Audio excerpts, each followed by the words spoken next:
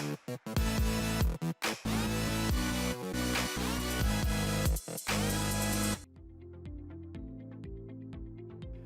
and a warm welcome to Wellness with Will. My name is William, last name Lehong. On today's show, we have a special guest. Her name is Varuna Kanavathy. She is a mindfulness champion, and she joins us today to really unpack the burnout that you may perhaps be experiencing in real time, be it at home or at work or in life in general. We are in the middle of the year, meaning already 6 months in, we've gone through stuff. So we have to check in and see how well we are doing. Varuna, welcome to Wellness with Will. So good to have you on. Let's start the conversation right there. You run and you are a mindfulness champion, right? And you've got Mindfulness Wednesdays that you run. Just talk to me about what those are firstly. Thank you so much, William. Super excited to be here, and it's such an honor and a privilege. Yes. So post the COVID pandemic, I think most organizations had to relook their EVPs, right? And they needed to understand where people are at. And I think our organization realized that we needed to make a fundamental shift.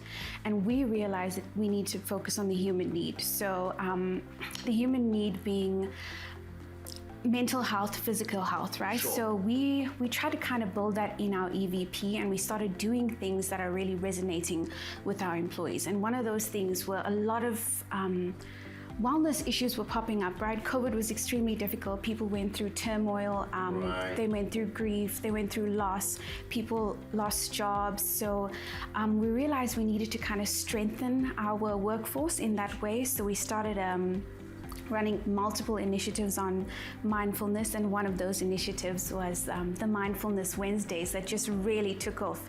Sure. It just became a safe space for people to just come together and be real and be vulnerable. And I think that's so important when we are starting the conversation and when we are making the move towards being more mindful, right? It's opening up, it's being able to feel psychologically safe. So yeah, that's kind of the context of those sessions. And when people come into your office, Varuna, what sort of experiences or feedback are you getting from your colleagues? And you can also mention the organization that you work for, just so we get an understanding of what people are actually going through.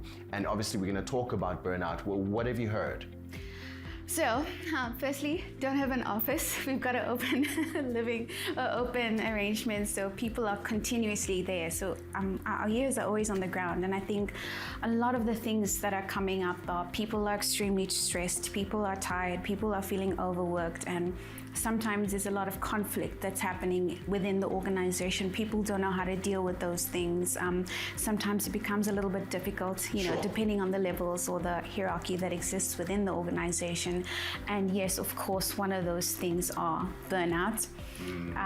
We're all tired, and like you said, it's 6 months in. It doesn't feel like it's 6 months in. It's like, wow, are we already almost in July? I know, right? It just feels like it was December yesterday. So yeah, time is flying, and we all we're wanting to do our best, but I don't think that we take a step back and we kind of sit with ourselves and we really check in with ourselves. So yeah, I think that's why burnout is coming up as one of the key themes. Let's talk about that, Varuna, and unpack it even further. What does the modern day human have to contend with when we talk about burnout? We are in stressful environments at work. We are in stressful environments just on our drive to anywhere, right? If you're a motorist in Joburg or in Gauteng, you'll know this in real time. It can be a stressful environment sitting in traffic. All of these stresses are compounded, and we take all of this at home even. And when do we then realize the little, what would the telltale signs be that perhaps we are going through a phase or burnout is starting to appear? So, well, you're absolutely right. And if you're like me, I'm a new driver, so driving really stresses me out. I only got my license just a few months ago, so like an uphill is causing me stress. I'm like, please, I really hope I can make this. So there's so many things coming. I mean, if you look at what's happening in the world right now, it would be impossible to not feel the emotional burden. Right. We're continuously connected. We've got our teams on our phone, we've got our emails on our phone, we're logging into Facebook or Instagram, and everything is just, there's a continuous overstimulation of the mind. And so what are the telltale signs, right? Burnout is a little bit different than stress. Burnout, so when we're stressed, we're feeling like, oh, there's a lot that is expected of me. I'm feeling a lot of the demand. There's a lot of pressure here, but I know that it's very situation specific. I know that, okay, it's financials. We've got a lot to do right now, but after this time passes, then, okay, we'll be fine. Right. Or I'm moving right now. Everything is a mess. Everything is happening at the same time. I don't even know if I'm going to get everything done, but I know that once I make the move, I'll be fine. So burnout is a little bit different. Burnout is less situation specific. Burnout is, if stress was, I'm drowning in responsibilities, burnout would be, I'm feeling like I'm drying out. I'm feeling like a deep sense of hopelessness. I'm feeling devoid of motivation. I'm feeling empty on the inside. And and it's not situation specific. It's been happening for a very long time. There's a difference in intensity and there's a difference in duration, right? So obviously, like most things, it occurs on a spectrum. Right. Or there's different phases of burnout, 12 phases of burnout. And in the very beginning, you get people who are very highly motivated, that just continuously want to work. They really want to take on the assignments. Then we move more towards the middle. We're feeling like I'm guilty. I'm feeling guilty if I don't action this immediately. I'm feeling guilty if I log off early. I'm feeling guilty if I leave work when I'm not supposed to be, or if I'm not working in the weekend, if I haven't checked in on my emails. And then we move. Like that sometimes on my day offs. I'm like, why am I sitting doing nothing? I relate. And it's your day off. I relate. I completely understand. It's like, yeah, there's this feeling like I should really just check that. I just want to be on top of it. But that's kind of where it starts. And it starts there, and it gets to a point where, as you know, it can lead to depression, and it can lead to individuals feeling or needing to be hospitalized and really just being forced to take that break and step away from the office, and then have to make drastic changes in their lives, right? Just to recuperate, just because it's it's emotional exhaustion. It's not physical exhaustion. We can't take a nap. We can't take a trip or a holiday or a break. We've reached the point where we need to make substantial changes in our lives now to get back to where we were. Sure. So, yes, burnout is happening, and on different degrees. Right. But through long exposure of being here in the beginning stages, we will find that we will move to those stages where we're feeling no motivation. We're feeling like, I don't even know why I'm doing this, when I used to love doing this, and now I'm feeling Sunday scaries. I don't know if you've ever felt that, like, oh my goodness, I have to go and face work tomorrow. It's Monday, you know? And then ideally, you don't want to be feeling that way. You want to be feeling super excited to get to the office. So you need to make sure that you're conscious of how you're feeling. And when we are now in the realization that we are experiencing burnout, Varuna, what does one need to do? What's the first step? You've told us now the telltale signs. What do I need to do? Be it at home, be it at work. We know a lot of organizations have introduced well-being or wellness departments and managers and directors, but some people are still apprehensive to even go to those offices or departments to speak out, if you will. So as an individual, what do I need to do when I'm seeing that? Or perhaps there are signs that I could be at the early stages of burnout? So I think probably one of the most difficult things is to accept that I'm feeling burnt out, because ultimately you'll find that the individuals that are extremely driven, that want to be top performers, that want to take on everything, are the people that will feel some of these symptoms, and they'll kind of be in denial about it. Like, no, it's not a bad thing. Yes. It's perfectly fine for me to be working as many hours as I do because I love what I do, right? Or the guilt is normal. It's just because I'm very passionate, or whatever the justification may be. I think you've also got to accept that you shouldn't have to feel that way. You shouldn't feel guilty. You shouldn't want to or have to log on for that many hours a day, for example. Sure. So I think number one, acceptance, and being real with yourself and checking in with yourself and asking yourself, what are the different things you value besides, just your work or whatever it may be. And then the second thing is to then start to do things to obviously, hopefully prevent a serious kind of symptoms of burnout. Okay. And so that's kind of the nicest things, right? So there's different things that you can do, and a lot of people will say get enough sleep, exercise, time management, right? Time blocking. There's different techniques. The Pomodoro technique is one of those things. Boundary management, right? Saying no, delegating, trusting your colleagues. With delegation comes with trust. It's obviously not always easy for everybody, but you got to trust the people around you to make sure that they come through for you. But I think, and I think that's why I really was excited to come here, one of the most fundamental and I think profound things you can do is to start living a more mindful life and to start incorporating mindfulness in your life. And how do we do that, Varuna? So I can tell you because I used to be a stress bunny. I'm a person that really loves to do well, and I really want to be the best. And sometimes I was very hard on myself, and I started this mindfulness journey, and what a journey it's been. So what is mindfulness? We can start with what is mindfulness, right? Sure. So mindfulness is paying attention on purpose in a particular way in the present moment, right? So all those four things are very important. And then we say as non-judgmentally and as non-reactively and as open-heartedly as possible, right? So we are really trying to be kind to ourselves. This is like a radical act of self-love if we actually think about it. So when we're being mindful, there's different ways to be mindful. Right. The number one way is meditation. And when we say meditation, a lot of people are like, oh my goodness. It seems like a daunting thing, and I think I was one of those people. I was like, oh, I don't think that I can sit and meditate for an hour.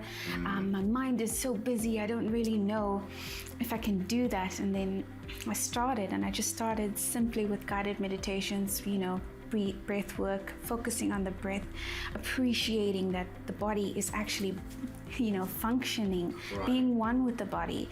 And I think that's kind of how we start. And what we don't realize, or I think not many people, we say, my mind is a mess. I'm feeling, there's just so many thoughts going through our mind. My mind is a mess. Sure. How do we know that, right? Because there's different kinds of parts of the mind. There's the objective and the subjective part. So the subjective part is like a little puppy, and the little puppy is just very curious and a little bit naughty, and he's going and he's sniffing everything around him. And the objective part is the puppy master, and the puppy master doesn't want to hurt the puppy. We love the puppy. Yes. So we just gently nudge the puppy and say, come boy, yeah, no. So that's kind of what we start doing with our mind. We start paying attention to our mind and guiding our mind with kindness and with love and with understanding. With the same kind of kindness and love and understanding that we would treat our friends, we do that with ourselves. And I think when we are being mindful, whether it's with our thoughts, mindfulness of thoughts, reactivity journaling, writing down how we feel, what are we reacting to, we develop this kind of self-awareness that becomes the buffer against things like burnout, right? Because I'm aware of how I'm feeling. I'm not making myself feel guilty. I'm becoming self-compassionate. I'm strengthening my brain. I'm training my brain because I'm becoming more focused. My concentration is improving. So I think I could talk about mindfulness for a very long time, but I think it's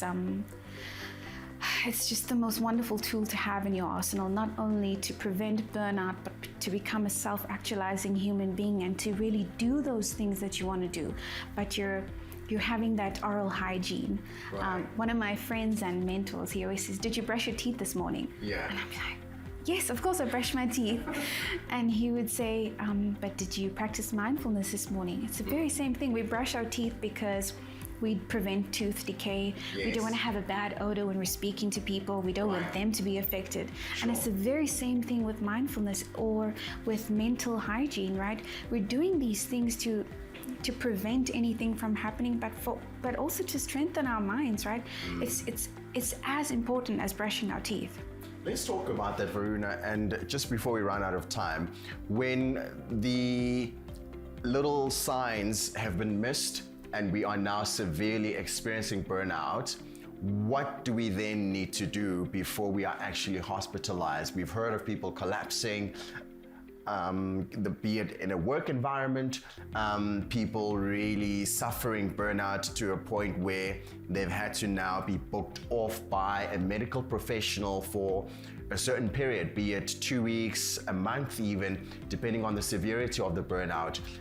In those instances, what does one need to do when we are now inside call it this little cloud, this gray cloud of being burnt out? Okay, so depending on where you are and what the nature is, I think the first thing you would need to do is to communicate that this is how you're feeling and these are the emotions that you're going through, right? And then hopefully, if you have a good leader, your leader would be able to support you in the best way. I know that a lot of organizations do have programs that support employees, especially with things like this, right? They've partnered with counseling organizations and they take them through whatever duration of time they need, like where they address whatever the issues are. So in this case, it would be burnout. But I think also in your own capacity, I think you start being intentional, right? Like we said, it's paying attention in a particular way on purpose. You start being intentional and you put these buffering mechanisms in place in your life, right? So I'm going to decide that I need to start doing my mental hygiene, and I am going to put this time and make this commitment to myself. The same way I commit to sending that report in, I'm going to commit to having a mindful moment at 12 o'clock, or I'm going to commit to starting my mornings every single day with a mindfulness practice, be it meditation, and ending my days every single day journaling. So I think also there are multiple platforms available for people to reach out to. There are apps available. Insight Timer is an app we can use, guided meditations. Many meditations do focus on stress and anxiety, which are some of the prevalent feelings that people do feel when they are burnt out. But yeah, I think you got to take the steps and you got to be vulnerable. You got to take the courage to say, this is where I'm at. It's not always easy. We don't always want to admit that. Yeah. I think we all want to be, I suppose, corporate warriors. But sometimes we got to take a step back and we got to realize this body can only do so much, and we got to focus on this body. I love that. In wrapping up our conversation, Varuna, give me practical tips. You mentioned time is a thing that one can be mindful of when you are looking at just really avoiding burnout, and you also mentioned journaling. So practically, how would I then apportion different times in my day for mindfulness so that I can avoid being burnt out later on? Okay, so what we do is the same way you set a meeting in your calendar, like you've got this team meeting, for example, daily stand-up at 9 o'clock every morning. Right. You do the very same thing. You block out that time in your diary, and that is your time. So an example would be a mindful moment. So that could be a coffee, silly as a coffee, right?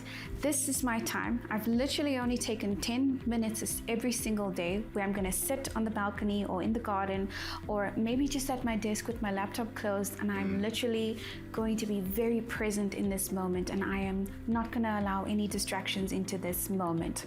I'm going to focus on this coffee. I'm going to feel the sensation in my mouth. I'm going to feel the warmth in my mouth. I'm going to feel it run down my throat as it warms me up. I'm going to focus on the maybe the nutty taste of the coffee or whatever that may be, right? I'm really trying to be present in this moment. Sure. And we can do that with eating as well. It's quite funny. When I started mindful eating, I realized how fast I eat food. And I had to slow down and pay attention to what's happening in the mouth. What are the textures? What are the flavors? So there's very different ways we can do that. We can incorporate mindfulness into our lives in very different ways. But the key is to start strengthening that muscle so that when we get to a point like we are under immense stress, our mind can deal and is ready and prepared to deal with that, right? We've got the muscles to carry the weight. Right. And that's kind of the same thing with the mind. And so it was the time blocking as well as the journaling. Journaling, yeah. The journaling is such a wonderful thing. So you can do multiple things. You can do gratitude journaling. A lot of people do this. It's wonderful. You write down all the things you're grateful for, big or small. And I think a lot of times people forget to write down things about themselves. So I think that's an incredible way to also build self-love and self-compassion. And this is gratitude for things that have gone my way or things that I'm grateful for on that particular day. So I can do this on a daily basis. 100%. And then there's the non-reactivity journaling. So this is writing things where what do I react to, and what did I not react to, and you start understanding what are the things that are triggering you, and then you start building resistance and higher tolerance to a point where you no longer are really reacting to things because you're no longer on autopilot. Sure. And you're aware, and there's this wonderful pause that happens between whatever is happening and how you want to respond to what is happening, right? So I think journaling is just one of those things that you can do, and you get to understand and know yourself a little bit better.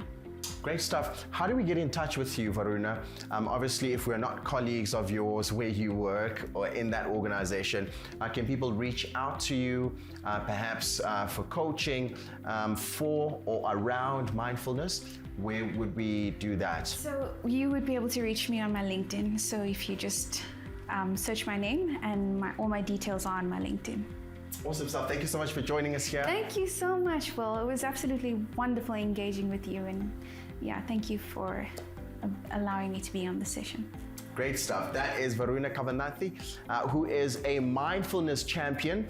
She's just literally giving you steps on how you can apportion time in your day to enjoy that cup of tea, to enjoy that cup of coffee, and be in the moment, be present.